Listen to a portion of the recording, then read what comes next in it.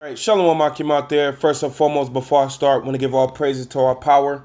Yahawah, baha, sham, Yahawashi. Yahawah, that's the name of the Heavenly Father, who the world ignorantly calls God. Yahawashi, that's the name of his beloved Son, who the world ignorantly called Jesus Christ. Double honor to the apostles of Great Millstone, and peace and mercy to the elect. By Hashem, Harakakodash, in the name of the Holy Spirit. All right, man. Now, one of the beloved brothers sent this video out right here, and I was like, wow.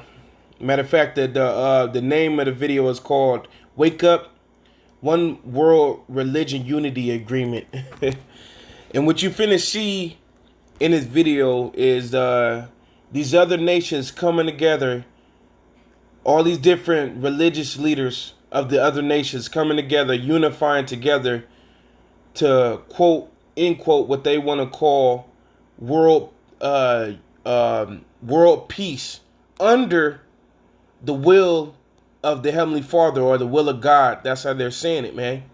And that they're signing this agreement in the face or the sight of God. Now, this video shows you that these heathens are going about to establish their own prophecies, and they're trying to say it's under the will of the Heavenly Father, which that's not the will of the Heavenly Father. All right. Matter of fact, on this panel or this video that you finna see, you ain't gonna see a Negro, Latino, Native American man up there when which make up the real 12 tribes of Israel. And according to prophecy, the book of Isaiah, the 2nd chapter, world peace will be established with the Negro, Latino, Native American spearheading it under the Lord Yahawashi. You see?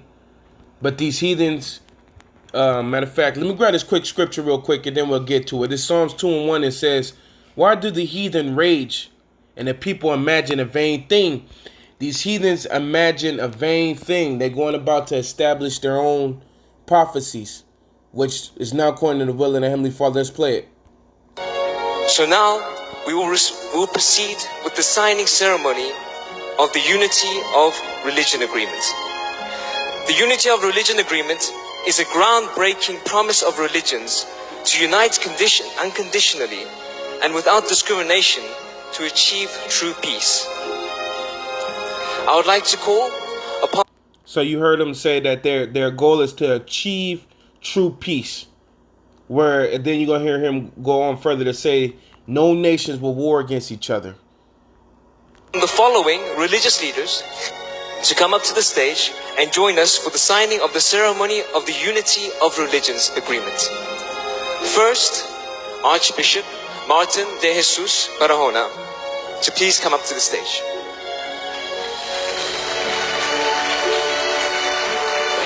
Also, a representative of Holiness Sharukirti Panditak Haryavari Aswam Swati Sri Bataraka to come to the stage. Also, from the Islam Shia faith, El Sharif Muhammad Hassan El Armini to come to the stage. From the Hinduism faith, His Holiness Swami Shidadananda Saraswatiji Maharaj, the Guru of India.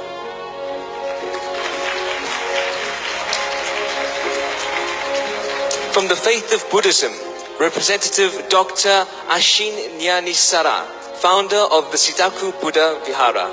Would you please make your way to the stage?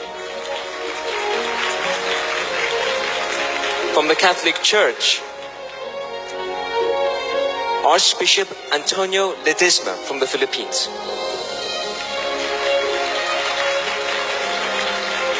From the Anglican Church, Archbishop Patricio Enrique Viveros Robles. From the Sikh religion, Singh Sahib Jana Gurbacha and... So you see they're calling up all these different religious leaders around the world. I'm going to skip forward when he starts talking about it. To establish peace for the heritage of peace of an international... While the proceedings continue on stage, we will conduct the signing ceremony of the agreement to propose the enactment of an international law for the cessation of war and world peace just below stage with our delegations. and to establish peace, for the heritage of peace to be brought to all generations. We must do everything in our power to end all wars on this earth and to establish world peace according to the will of the Creator, God. Therefore, all religions must unite under God as one. So, like I was stating earlier, these nations is trying to establish their own prophecies and their own agendas and ways. It's not a coincidence too that while these religious leaders is coming to unify together, as he stated, to so that there'd be no more war and there'd be true peace. It's not a coincidence that they're at the same time they're doing this unity agreement, and the world is going to crap, and they're trying to establish the new world order. It's not a coincidence. Now let me go a little further on, because the guy now with our family. God damn it, I tripped. So let me let this commercial pass. Lock it, brothers. Takeout special. Get a free footlong when you buy two.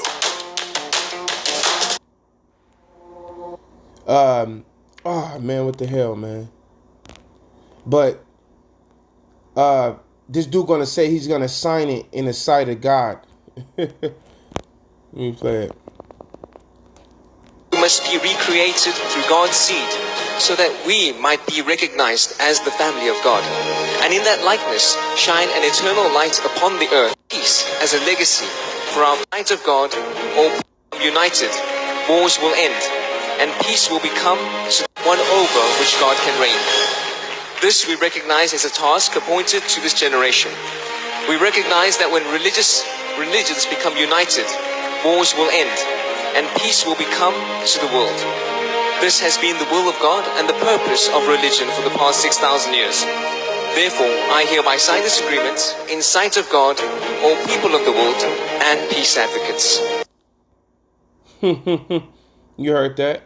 So let's go real quick.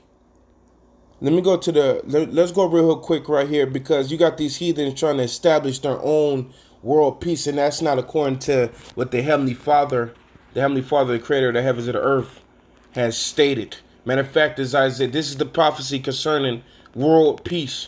Isaiah 2:1, it says, the word of Isaiah, the son of Amos, saw concerning Judah and Jerusalem.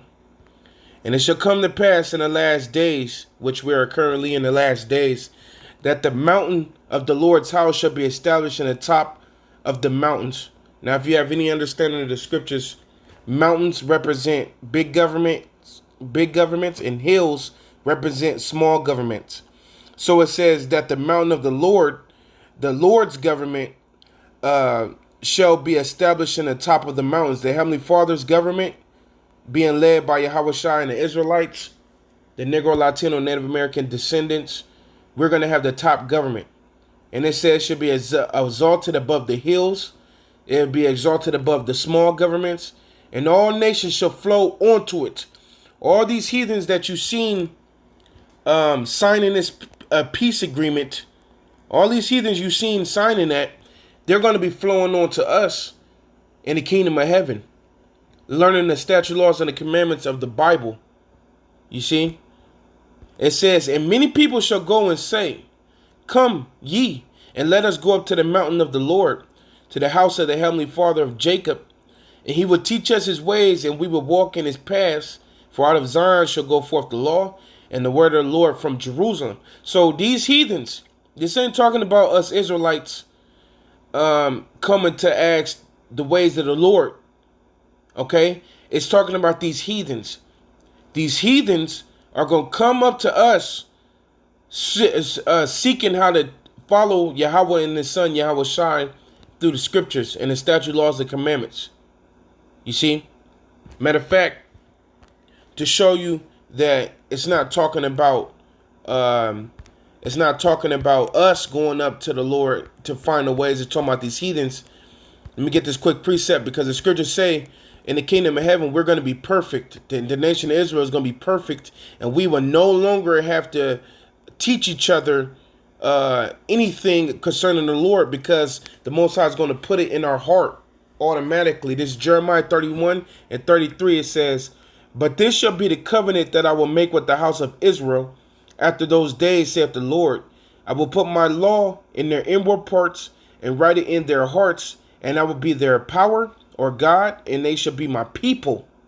It says, and they shall teach no more every man his neighbor and every man his brother, saying, know the Lord, for they shall all know me, from the least of them unto the greatest of them, saith the Lord. For I will forgive their iniquity, and I remember their sins no more. That doesn't line up with what Isaiah was talking about. We know that the Heavenly Father is not the author of confusion. Us Israelites, we're going to be programmed by the Heavenly Father to automatically know and to follow the statute, laws, and commandments of the Bible.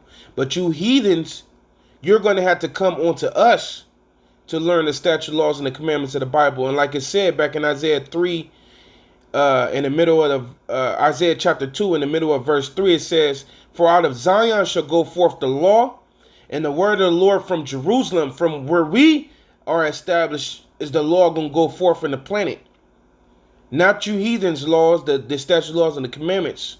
It says, and he shall judge among the nations, and shall rebuke many people, and they shall beat their swords into plowshares, and their spears into pruning hooks.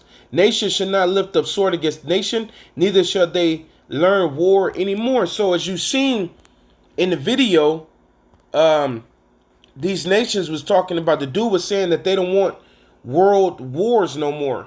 They want true peace. Well, that will be established according to prophecy, but it will not be established according to you heathens' understanding. It will be that us nations, like I said, he will judge among the nations. Us Israelites, we're going to judge you nations. We're going to be your heads. And your swords, your instruments of war is going to be beat into plowshares, which a plowshare is an instrument of farming. So you're representing, you're going to get agriculture. You're going to be doing agriculture and building up our kingdom. You know, you're going to be them as instruments of agriculture, and the same thing with the spears into the pruning hooks. And that's when it's going to be true world peace. It says, nation shall not lift up sword against nation, neither shall they learn war anymore. When the kingdom of heaven is established under the Heavenly Father, under Yahawashi, under the Israelites, then it will be no more wars, and it will be true peace on the planet Earth. It says, O house of Jacob, come and let us walk in the light of the Lord. You see? And there's a scripture in Proverbs that say, when the righteous are in authority, the people rejoice, but when the wicked bear rule, the people mourn. So when we get into power, it will be true peace. All right? It will be true peace. Okay? It ain't going to be you heathens and your agenda.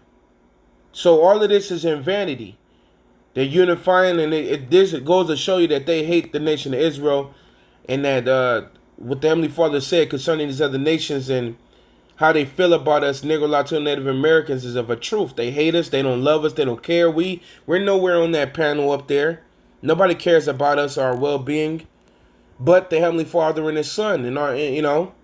So yeah, man, I just wanted to show that real quick update, brothers, on this video this brother sent out, man. I'm gonna say Barak Yahawah, Barak Yahawashi, Shalom, Shalom, Step, Shalawam.